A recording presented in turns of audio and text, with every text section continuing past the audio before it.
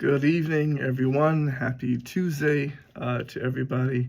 As you can see, I'm unable to do live this evening, so I am recording something now that I will post that'll hopefully be ready for upload by 7:30 or when you are watching right now. So I'm recording something at work, and we're going to continue on with what we have been speaking about with the Sermon on the Mount or the Beatitudes.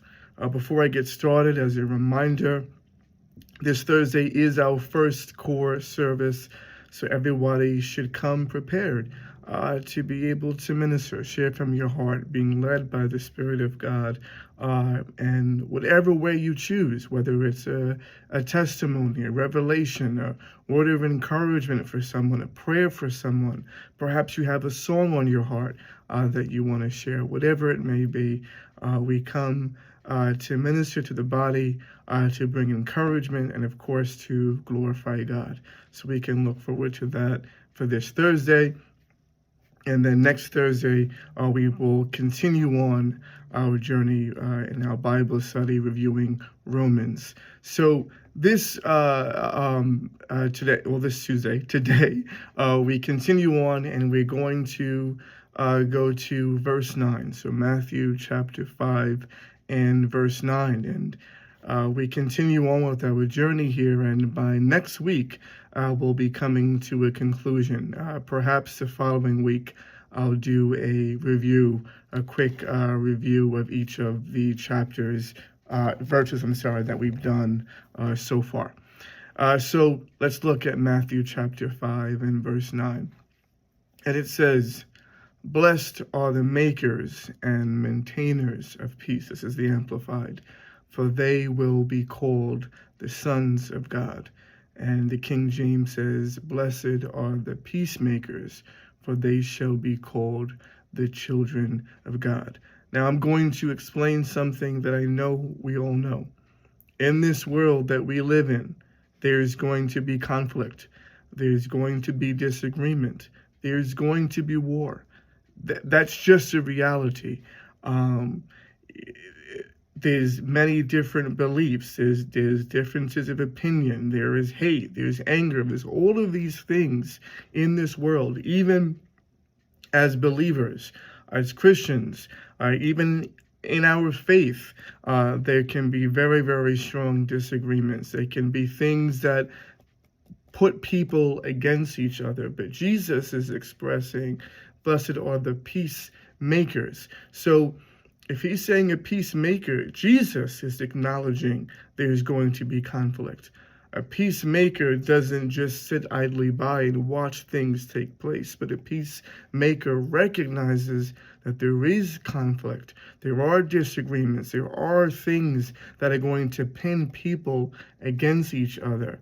But a peacemaker goes towards it and says, being led by the Spirit of God, comes to bring forth peace. And as a reminder, with everything that we speak about in reference to the Beatitudes, this is not a work of our flesh. It is most certainly a work of the Spirit of God, where he leads us by his Spirit, and we do so using discernment. We are aware of our situation. Each of us have families. Some of us have work.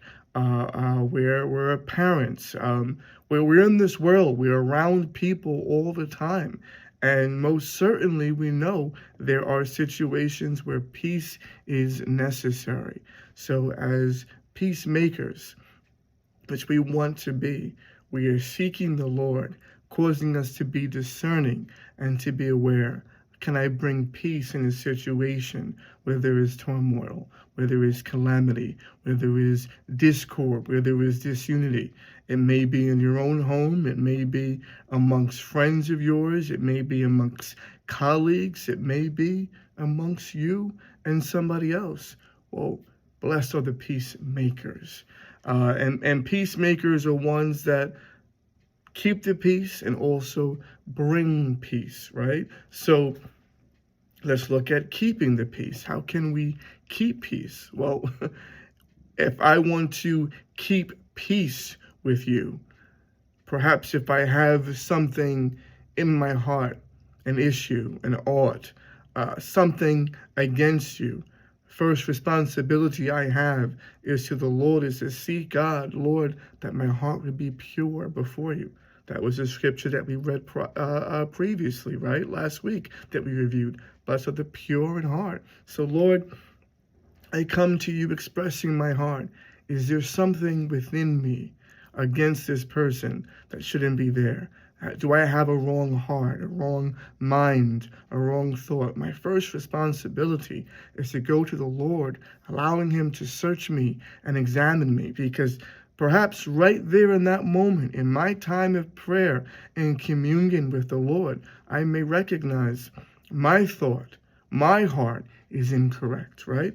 And if I go to the Lord and I find that perhaps there are some things I need to change in my heart, but it's necessary for me to restore appropriately with this person, or cause them to recognize and be able to see that there is something wrong with our relationship. Yes, I've gone to God in prayer about it.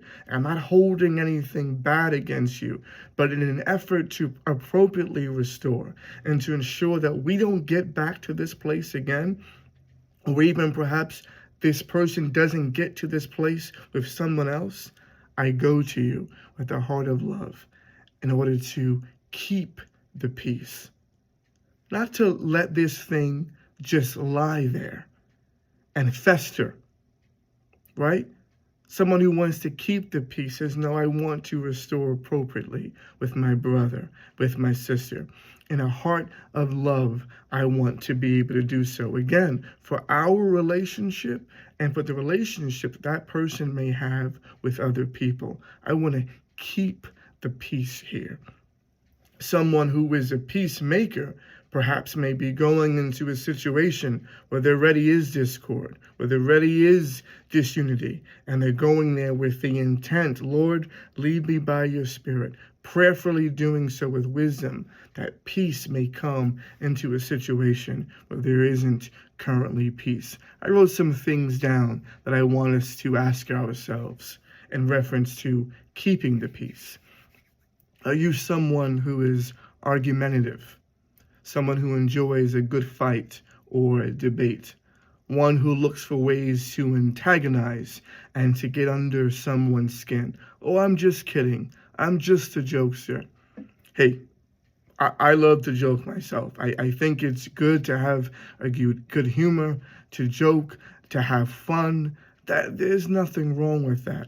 But we must be aware, because sometimes our jokes can be hurtful. They can get under someone's skin. They can embarrass. They can cause people to feel bad about themselves. And joking at someone's expense, and they're feeling bad about themselves and uncomfortable, that is not someone who is a peacemaker, right? Do you enjoy hearing gossip and you like to spread it? You like to hear what's the next thing that's going on, and you enjoy spreading it. And that can be at home, that could be at work, that could even be at church. Do you feed off of drama and watching someone's downfall? Can't wait to hear what's happening to so-and-so. Or do you hear what's taking place in their marriage, and this is going on in their kids, and this and that? And we can... if we're honest with ourselves, if we really take a good look at ourselves, perhaps we may recognize that some of these things that I just read off, they apply to us. And those aren't things that are good, because that is not someone that is a peacemaker. That is someone that feeds off of the very opposite of peace. Okay, so let's consider our ways. Let's consider who we are. I know I said this before, but I want to read what I wrote here. Being a peacemaker requires discernment to be able to weigh the situation and not make it about you, not the pick-me person. Yeah. Let me just run to the situation so that I can pat myself on the back. You see what I did? There was going to be an issue here, but I came in and I helped. Now, a peacemaker is someone that comes with humility. Okay, there's someone that recognizes their own sin, their own lack. Remember what we said. Everything that we're reading about what Jesus said here in the Sermon on the Mount, it's all connected. It's not individual thoughts, right? It goes very back from the very beginning. Blessed are the poor in spirit. Someone who's a peacemaker, they recognize, who am I? I'm nothing. By the grace of God, by his mercy, I am able to be in this situation, to be able to cause and bring and promote peace and coming in love. But I do so in mercy. I do so in humility. I don't do so recognizing I'm so great, because I'm not. And that's the spirit that you need to come with. You're not making it about you, but you're expending love in order to help, in order to keep peace. You are displaying an attribute, a character of the Lord. It's mercy, it's grace, it's love, and it is peace. This is the way we are to behave and we are to operate.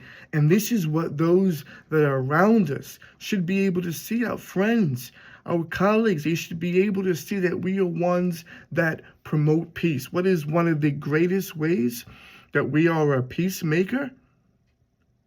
By spreading the gospel of Jesus Christ. There is no greater way to promote peace, to be a peacemaker, but by spreading his gospel. How is that? Well, we know one thing to be true.